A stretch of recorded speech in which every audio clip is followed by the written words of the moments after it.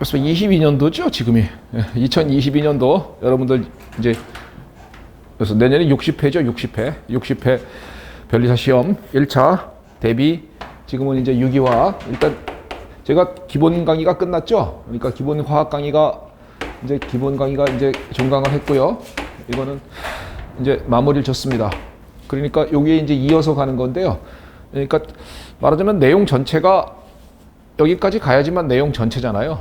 그죠? 유기화학하고 그 다음에 고분자하고 그 다음에 분광학입니다. 이렇게 해서 10개가 나오는데 10개가 출제가 되는데 작년 기준으로 보면은 여기서 하나 나왔죠. 한 개가 작년에 59회 때 출제가 하나가 나왔고요. 그 전년도와 그 전전년도 최근에 한 10년치의 경향성을 보면은 항상 여기서 2개가 나왔죠. 근데 작년만 하나가 나왔죠. 그러니까 저는 조심스럽게 예견하건대 아마도 내년도에 60회 시험에서는 2개가 뜰 가능성이 있다라고 생각을 합니다. 그러면 어디서 나오겠느냐라는 것을 짚어보면요. 여기서 2개가 나오죠. 당연하죠. 그런데 분광학이 안 나왔어요, 작년에. 그러니까 여기서 한 문제가 출제가 되고 나머지 여기서 한 문제가 출제가 되지 않을까. 이렇게 예상하는 게 아마 합리적인 예견일 것이라고요. 뭐 이게 뭐 모릅니다. 또 어떤 경우에 또 하나도 안 낼 수도 있죠. 근데 심지어는 예전에는 이 부분에서 3개가 나온 해도 있었습니다. 그 해에는 아마 난리가 났을 거예요. 대부분 다 제끼잖아요. 대부분 다 안 합니다. 왜냐면 이 혼자 공부하려면 정말 만만치 않거든요. 그리고 범위에 설정하는 것이 너무너무 어렵기 때문에 많은 수험생들이 보통 다 제끼고 들어갑니다. 보통 다 제끼고 들어가기 때문에 그 시험 문제는 여기서 2개가 나올 때는 8개를 만점으로 스타팅을 걸죠. 그러니까 바람직하지 못하다라고 생각이 들고요. 2문제가 나오는데 2문제를 확실하게 맞출 수 있도록 만들어 드릴 것입니다. 그래서 물론 유기화학에서 오리지널 유기화학 반응이 나오면 이건 어쩔 수 없는 거예요. 그러니까 기출문제를 쭉 보게 되면은 한 20년치에 걸쳐서 한 문제 내지 2문제 정도가 그런 반응이 있습니다. 그거는 손 못 대요. 그걸 하겠다고 유기화학 반응을 하면 유기화학만 1년 해야 되거든요. 그러면 그건 뭐 완전히 비효율적인 공부가 되기 때문에 바람직하지 못하고요. 유기화학에서 가장 많이 나오는 거 구조 이성질체 부분하고 그 다음에 거기에 대한 기본적인 내용들과 그 다음에 이 분광학에서는 사람들이 분광학을 되게 두려워하죠. 분광학을 두려워하는 게 일단 암기할 게 좀 있거든요. 암기할 부분이 좀 있고 그 다음에 일단 보기에 어려워 보여요. 딱 보면은 숨이 턱 막히거든요. 그러니까 이게 뭐야 막 이런 생각이 딱 들거든요. 그러니까 이거 부분을 대부분 다 안 합니다. 그래서 저는 유기화학 반응은 어차피 못할지라도 그거는 뭐 어차피 접근이 안 돼요. 그거 말고 유기화학의 기본적인 내용과 그 다음에 고분자의 기본적인 내용, 그 다음에 분광학에서 여기서 떴다면 요건 100% 맞게 해줄 자신이 있어요. 그러니까 그거는 제가 잘 외우게끔 만들어 드릴 테니까 그러니까 수업을 잘 새겨 들으시고 하여튼 복잡하게 어렵게 하는 게 아니라 시험에 필요한 정도만 탁 해드릴게요. 알았지? 그리고 굳이 뭐 복잡하게 어렵게 할 필요성은 전혀 없지 않겠습니까? 어차피 여러분들은 맞추느냐 못 맞추느냐 그게 관심이니까요. 그러니까 그렇게 공부하시면 될 것 같고요. 지금부터 4회로 달려봅니다. 4회로 달리는데 이 앞에 부분 작년 같은 경우에는 얘를 먼저 시작했거든요. 제가 작년 같은 경우에는 유기화학을 먼저 스타팅을 걸었기 때문에 앞에 부분 막 거기 보면 뭐 양자수 이런 것도 다 설명하고 갔어요. 그런데 올해는 제가 이걸 먼저 끝을 냈거든요. 그러니까 여기서 여기에 겹치는 거는 뺄게요. 그렇게 빼버리면은 아마도 목표는 계획은 4회로 잡아놨는데 잘만 하면은 한 회를 땡겨서 3회로 끝내거나 5화 3회 반이면 끝낼 수 있을 것입니다. 그렇게 해서 조금 더 땡겨주면은 여러분들 공부하는데 조금은 더 수월해지지 않을까 그 생각도 한번 해봅니다.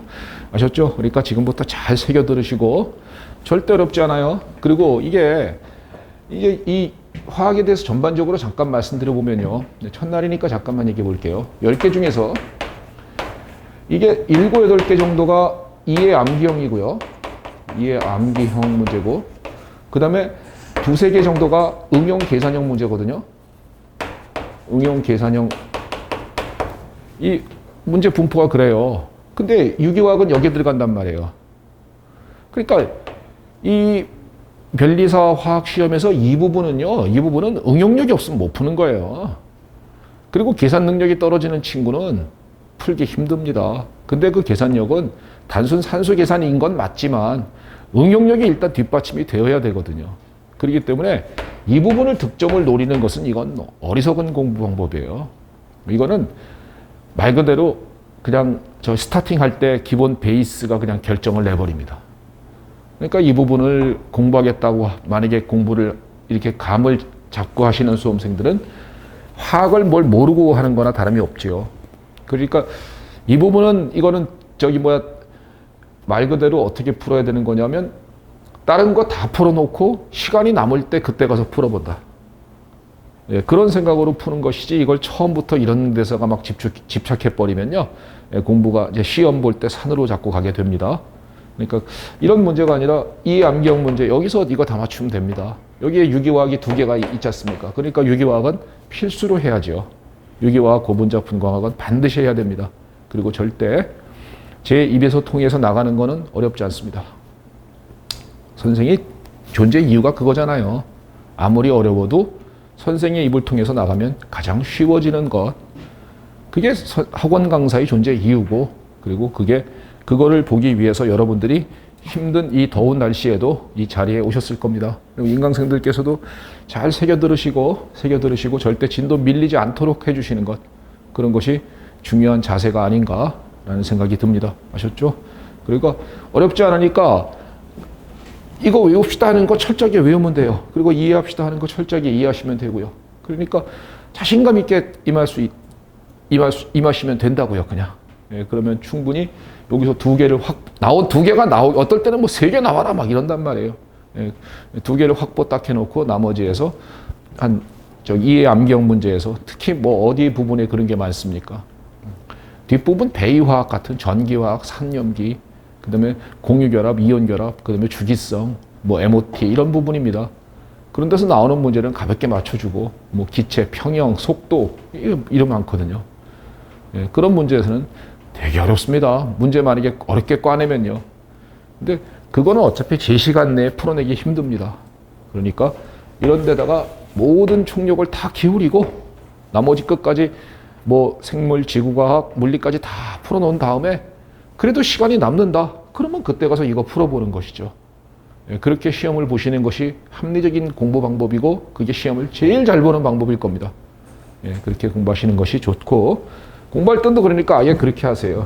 그러니까 이해 암기형 문제는 절대 놓치면 안 된다. 이 생각을 가지면서 하시면 됩니다. 아셨죠? 네, 그렇게 한번 기대하고 지금부터 유기화학, 고분자, 분광학을 스타팅을 걸겠습니다. 나눠드린 프린트는 일단 지금은 유기화학만 나눠드렸고요. 그리고 이제 인강생은 올라가 있을 거예요. PDF 파일로. 그리고 고분자와 분광학은 다음 시간에 또 나누어 드릴 겁니다. 자, 첫 페이지 한번 펴보시겠습니까?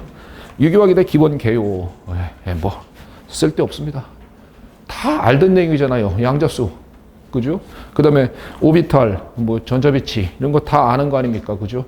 그리고 1번부터 20번까지 전자배치 다 할 줄 알잖아요.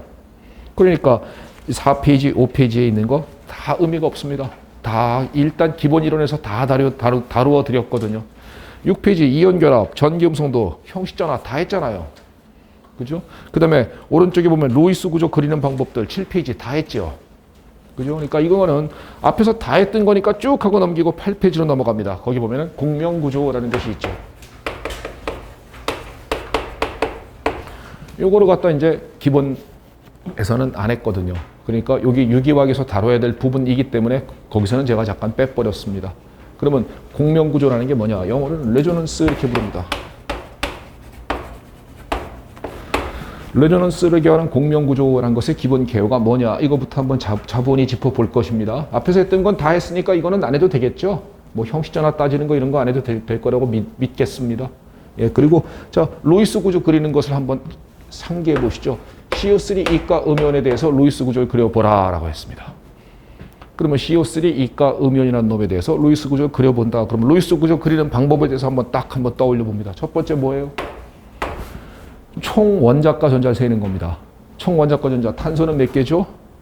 4개죠. 그 다음에 산소는 몇 개죠? 6개짜리가 3놈 있죠. 6 곱하기 3. 그 다음에 이가 음이온이니까 전자가 2개가 들어왔어요. 이렇게 되겠죠. 그러니까 전자 2개가 추가됩니다. 이렇게 되면 총 원자과 전자를 세는 것입니다. 이렇게 될 거예요. 그죠? 그러면 이걸 계산해 보니까 24개네요. 그러면 총 원자과 전자는 24개의 총 원자과 전자가 있구나라는 것을 얘기해 줄 수 있다는 거 되지요. 두 번째 어떻게 하죠? 단일 결합으로 그리죠. 단일 결합에 자, C가 주위에 산소가 3개 붙어 있죠.